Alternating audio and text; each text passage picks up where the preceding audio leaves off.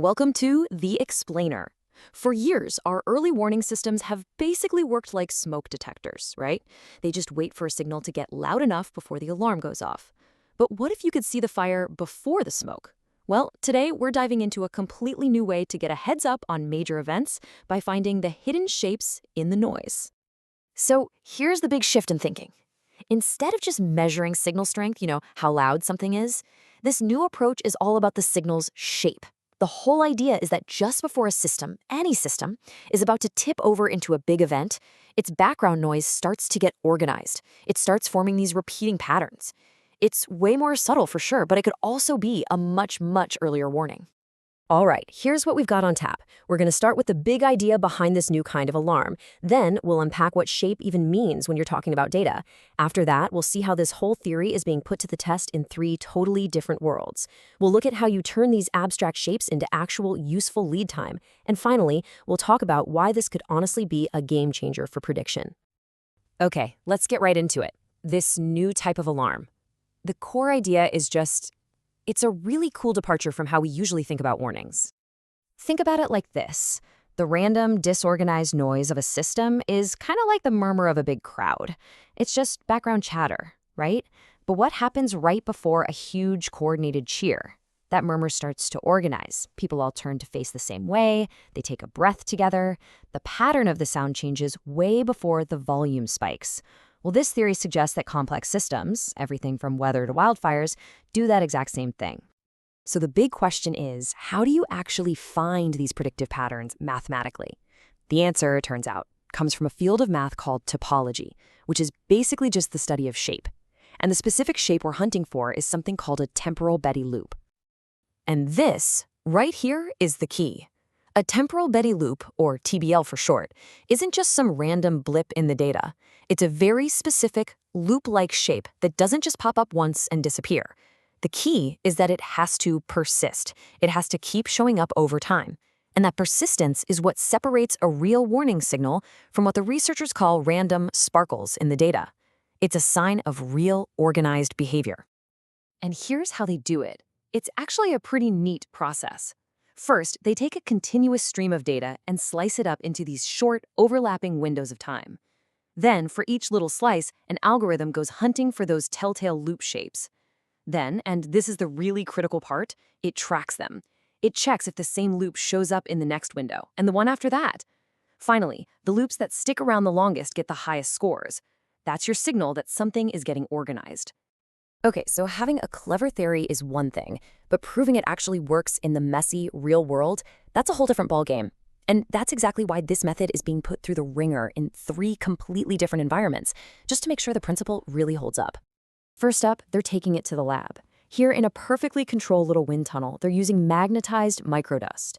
The goal is simple: prove, in a totally clean sandbox environment, that this TBL signal is a real thing, and not just some random fluke. They're even using an approach called design to falsify, which means they are actively trying to prove their own theory wrong. That's how you know the results are going to be solid. Now, from the clean, sterile lab, we jump right into the chaos of the real world. At the edge of a forest, they've set up sensors to measure these incredibly subtle changes, tiny shifts in voltage, temperature, airborne particles. And the goal here is brutally practical. Can this thing give us at least 10 minutes of reliable warning before a heat front, a major precursor to a wildfire, actually arrives? And for the final test, they're basically becoming data archaeologists.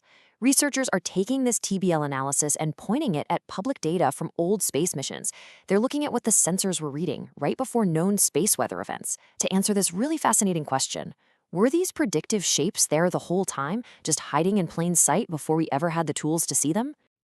So this is where the rubber meets the road. How in the world do you translate these complex, abstract mathematical shapes into a simple, reliable alert that, say, a firefighter or a mission controller can actually use? Well, it all boils down to something real, something tangible. For the wildfire tests, the main goal is crystal clear: provide at least 10 minutes of warning. Now, that might not sound like a lot, but if you're a firefighter on the ground or a family in the path of a fire, 10 minutes? Well, 10 minutes is an eternity. That's the time you need to get to safety. It's literally the difference between safety and disaster. And what I find really interesting here is the intense focus on reliability. Come on, a warning system that cries wolf all the time is worse than useless, right? People just ignore it. So this system is being designed with an incredibly strict false alarm budget. They're aiming for less than one false alarm every 10 days for each site. That is a really, really high bar for accuracy. This quote from the source article just nails the real-world benefits. What do you get? You get lead time that's based on a principle that should work anywhere, not just one specific spot. It has what they call explicit stop rules, meaning if it doesn't hit its performance targets, they scrap it. And every single result is recorded in a way that is totally transparent, so anyone can go in and check the work. And they're not just winging it either. This table really drives home that point about scientific rigor. For each of the 3 test worlds, the lab, the forest, and space, the team has defined, ahead of time, exactly what success looks like. They have clear, objective metrics. There's no moving the goalposts here. Either the method hits these specific targets, or it's back to the drawing board. Simple as that. Okay, so let's pull all these threads together. What does this all really mean for the future? Well, this isn't just a new tool. We're talking about a whole new way of thinking about prediction. So what we're really looking at here isn't just some new algorithm. It's like a whole new philosophy for how to build these early warning systems. It's practical. It boils all this crazy complex math down to a single hazard score. It's transparent. Every calculation is out in the open for anyone to scrutinize. It's scientifically rigorous with clear definitions of failure. And it's portable. It's built on a core idea that should apply to tons of different complex systems.